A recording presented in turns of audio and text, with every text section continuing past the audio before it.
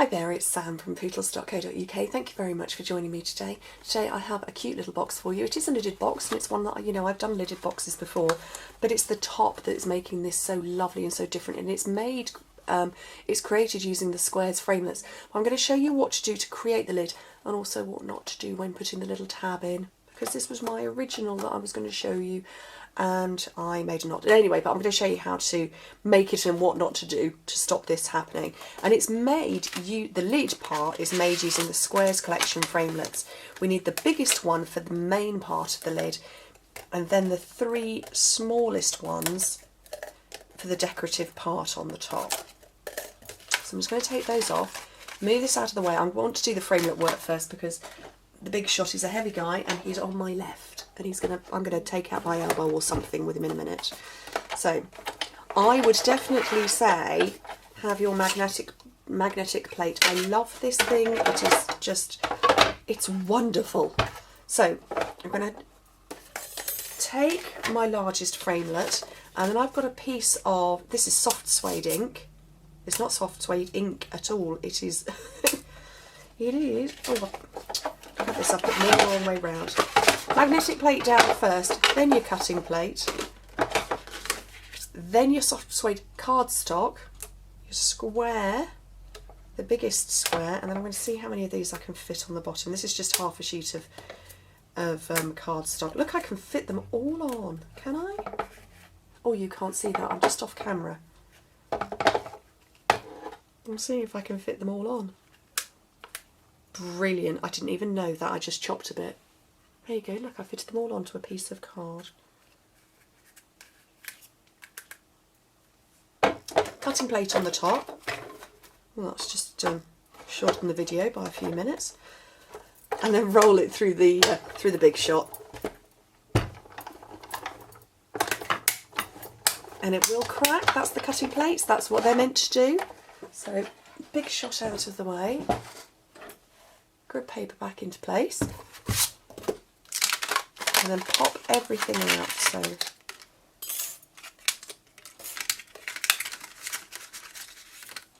there's my three little squares, which I will come to shortly, and my lid. So move all of that out of the way before I wallop myself on anything else. So that's the lid, so we're going to score that shortly, and then to make the box bottom, this part, you need a piece of cardstock which is 10 inches by 4 1/8 of an inch, which is 25 centimetres by 10.5 centimetres.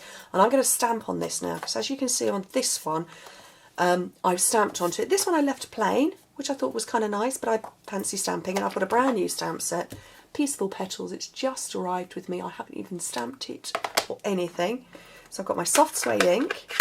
Don't need those three little bits because I'm not going to stamp on those, and I am just going to randomly stamp all over. Oh, that's quite nice. This is Naturals Ivory cardstock. I didn't know what it was going to look like stamped on, but this is, yeah, soft suede ink and cardstock, and that's kind of pretty actually. I don't know how well it's showing up, but I've got the sort of coffee tone is coming through, I can see that. But you perhaps not so well. It's a really dull day, it's absolutely throwing it down outside. And then onto the lid as well. And although we won't see the top, stamp the top anyway, that's okay. Right, now I need my Simply Scored for the scoring element of it. So to do the box bottom, you score with, we're going to score along the long side first, so you set it up like this, so you score it at 2 3/8 of an inch, and don't worry, I will put all the measurements on my blog as I always do. So 2 3/8, 4 3/4, 7 1/8 and 9.5 inches, and then you turn it round, and I probably should have let that ink dry. That wasn't very sensible, was it? Look, I've smudged it now. Ugh. Turn it around and you score it again at 2 3/8 of an inch. Definitely when you're working on the natural stuff, let the ink dry first. And then with the lid, oh sorry, and in metric, ugh, 6 centimetres, 12, 18 and 24, turn it round, score it at 6. I'm rubbish today. So with the lid, oh, here comes a jet fighter flying over, and I'm going to cough. So you slide it in, it's essentially a square, it's got this lovely scalloped edge, and you score it at 1 inch on all 4 sides, which is 2.5 centimetres on all 4 sides. So that's all the scoring there, even with the smudgy ink. Right, let's bring in your bone folder, fold on all your score lines.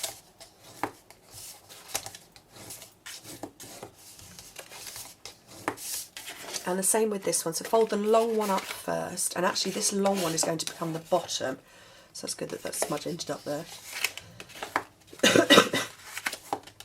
I'm so sorry for coughing. I have a cold. And you know what, I think I'm going to have to take this off. It's going to hurt my head otherwise. Right, so to cut into the lid, we want to make sure that this scallop is perfect all the way round. So you need a pair of nice tight little snips, and I'm going to bring this up.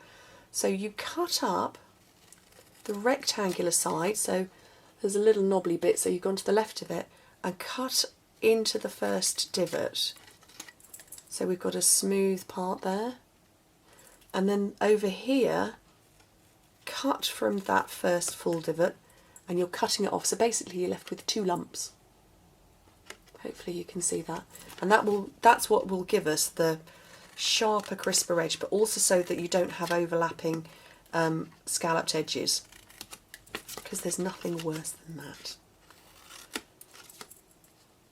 Because it doesn't make the finish quite so pretty. So it's really essential that you take the time to do this part. So you cut these scalloped parts away, and it is only 1 and a bit on each side, but that means then when you fold it round you haven't got lumps that are going to be on show, because they're now tucked away and hidden completely. Hopefully you can see that. But if we'd have left it, it would have been a straight line that would have been behind this part here. So let me see if I can show you. It would have appeared, when the box is all closed up, it would have looked like that. You'd have had this straight edge behind it. So that's why we've taken the time to get rid of those bits. Okay, I shall stop talking and start cutting. So this one here, cut off this tiny little skinny rectangle that is at the bottom, and that's my phone chirruping now behind me.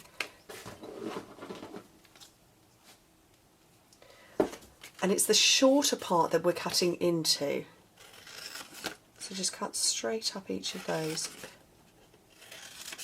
And I wanted to do this because I wanted to be able to get 2 bottom parts from one piece of cardstock, and then 2 lids from another sheet of cardstock.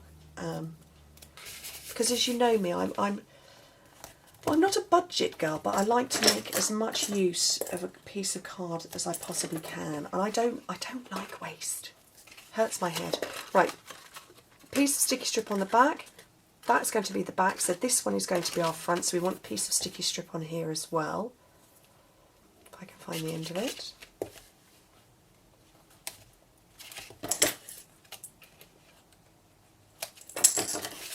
And then a paper piercer here.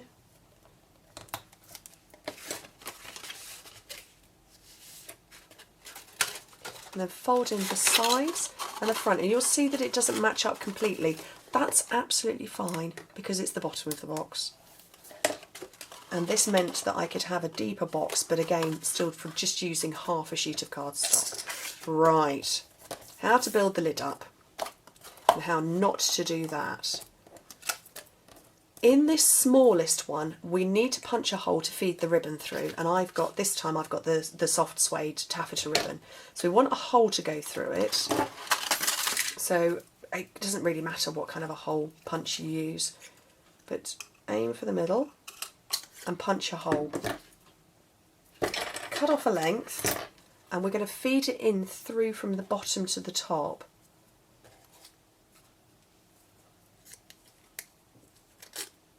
So there we go, so that's just pulled through. Now my mistake with this one here was that I tied a knot because that's kind of just what you do with a knot. You with a ribbon, you tie a knot, and it made it too bulky. So my tip for you is to fold it out and grab some sticky strip or sticky glue or something like that and tape it down, because it, like I say, it is just too bulky otherwise. And that's what happened. And I was a bit disappointed because it was pretty, that one. So simply just tape it down. Right, we're going to have a big old use of dimensionals now, because we want 4 on each one, because we want this to be perfectly symmetrical all the way round. I don't want it to bump or lump or go off on one side, so I have the first 4 on the top.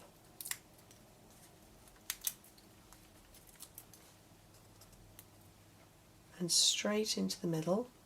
Oh, I've got a bit of sticky strip overlapping there. Oh, that will hurt me. I'll have to trim that off. There we go. So straight into the middle, and then repeat again with another 4. Again into each corner.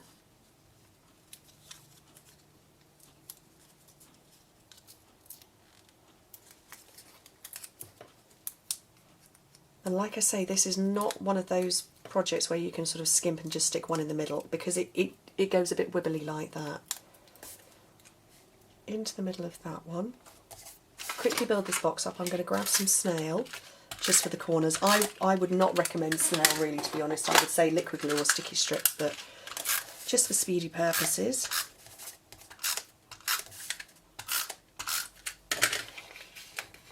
Oops. And then bring these corners round, and like I said, the scallop edge is hidden, so you're not going to, because we've cut it off, so you haven't got this sort of horrible kind of background to it. So lid on the box, and then 4 more on this one. Actually, we want 5 on this one, because we do want one in the middle.